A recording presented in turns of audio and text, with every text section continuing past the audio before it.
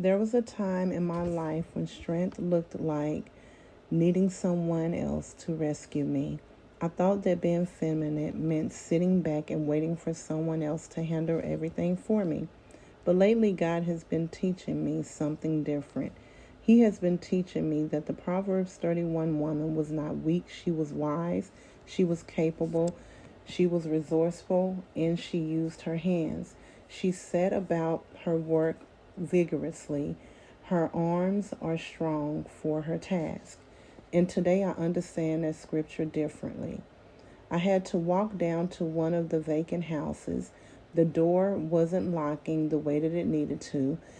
The batteries needed to be changed. Things needed to be fixed.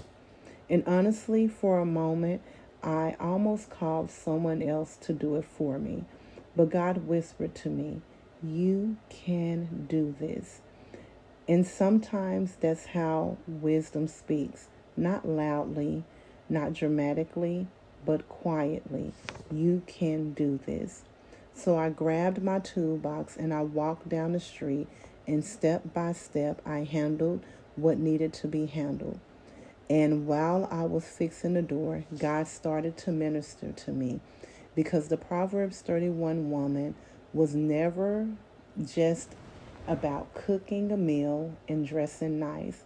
She was a woman of wisdom, a woman of stewardship, a woman who handled business, a woman who paid attention to what was needed, and she wasn't afraid to work with her hands. And I think sometimes we reduce her down to just aesthetics and forget that she was disciplined, she was determined, she was organized, she was dependable, and she was willing to work. There is something powerful about a woman who stops doubting herself long enough to simply do what God has placed in front of her.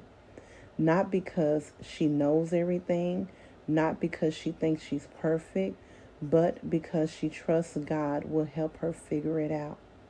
That's what today reminded me of. Sometimes wisdom looks like getting up and handling it. Sometimes wisdom looks like learning to stop doubting yourself. Sometimes wisdom looks like realizing you are more capable than trauma told you you were. And no, it is not about becoming hard.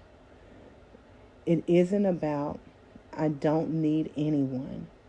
It's not about what I can't do or what someone can't do for me. That is not what none of this is about. It's about understanding that God can strengthen your hands too. It's about understanding that being soft and being capable can exist in the same space at the same time. You can love deeply and still know how to handle responsibilities on your own. You can be gentle and wise. You can pray and still know how to pick up your own toolbox and get the job done. And as I walk back home carrying these tools, I realized something. God is teaching me how to trust the woman he's growing me into. Not to fear that version of me, but not but to walk in that version of me. Not to be fearful of that version, not to be insecure, and not to second guess anything. But the wise woman that I am, I know that I got this.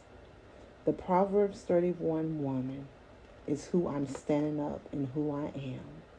The Proverbs 31 woman understands that wisdom is not something that you speak, it's something that you live.